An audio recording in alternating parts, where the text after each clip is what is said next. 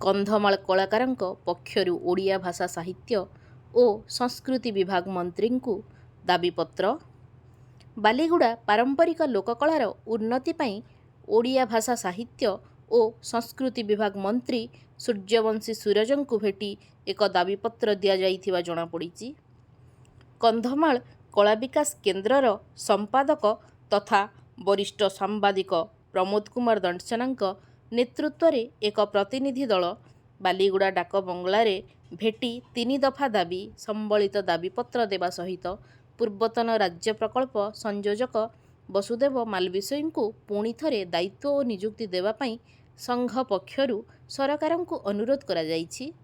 ସୂଚନାଯୋଗ୍ୟ ଯେ 2000 ମସିହାରୁ 2022 ମସିହା ପର୍ଯ୍ୟନ୍ତ ସଂସ୍କୃତି ବିଭାଗ ଓ ୟୁନିସେଫ୍ ସହିତ ଯୋଗସୂତ୍ର ରକ୍ଷା କରି ଓଡ଼ିଶାରେ 3 ଲକ୍ଷ କଳାକାରଙ୍କୁ ସଂଗଠିତ କରି ଲୋକକଳା ଓ କଳାକାରଙ୍କ ବିକାଶର ବିନ୍ଧାଣୀ ସାଜିଥିଲେ।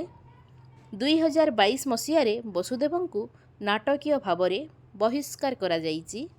ପୂର୍ବ ସରକାର ସମୟରେ କଳାକାରମାନେ କଳାକାରଙ୍କୁ କାମ ଯୋଗାଇ ଦେବା ଓ ବସୁଦେବଙ୍କୁ ପୁଣି ଥରେ ନିଯୁକ୍ତି ଦାବି ନେଇ ଭୁବନେଶ୍ୱରରେ ରାଲି କରିଥିଲେ ବି ସରକାର ଶୁଣି ନଥିଲେ। ଏପରିକି ଉଚ୍ଚ ନ୍ୟାୟାଳୟର ଆଦେଶକୁ ମଧ୍ୟ ସରକାର ଶୁଣି ନଥିଲେ। ଦୀର୍ଘ 10 ବର୍ଷ ଧରି ଓଡ଼ିଶାର 30ଟି ଜିଲ୍ଲା ବୁଲି କଳାକାରଙ୍କ ସମସ୍ୟାର ସମାଧାନ କରିଥିଲେ।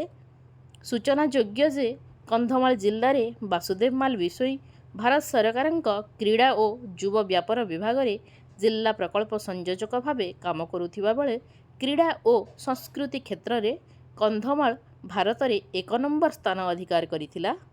ବାସୁଦେବଙ୍କ ଅନ୍ତେ ଲୋକକଳା ସଂସ୍କୃତି ଏବେ ବୁଡ଼ିଯିବା ଅବସ୍ଥାରେ। ଲୋକ କଳାକାର ଏବେ ହତାଶ ହୋଇପଡ଼ିଛନ୍ତି। ସୂଚନାଯୋଗ୍ୟ ଯେ ବସୁଦେବ ଜଣେ ଅଭିଜ୍ଞ କଳାକାର ସହ ସଂଗଠକ ଥିଲେ। ଲୋକକଳାର ବୃହତ୍ତର ସ୍ୱାର୍ଥ ଦୃଷ୍ଟିରୁ ବସୁଦେବଙ୍କୁ କନ୍ଧମାଳ କଳାକାର ସଂଘ ପକ୍ଷରୁ ମୋହନ ସରକାରଙ୍କୁ ନିବେଦନ କରାଯାଇଛି। ବାଲିଗୁଡ଼ାରୁ ପ୍ରମୋଦ କୁମାର ଦଣ୍ଡସେନାଙ୍କ ରିପୋର୍ଟ, ଲୋକ ଆୱାଜ।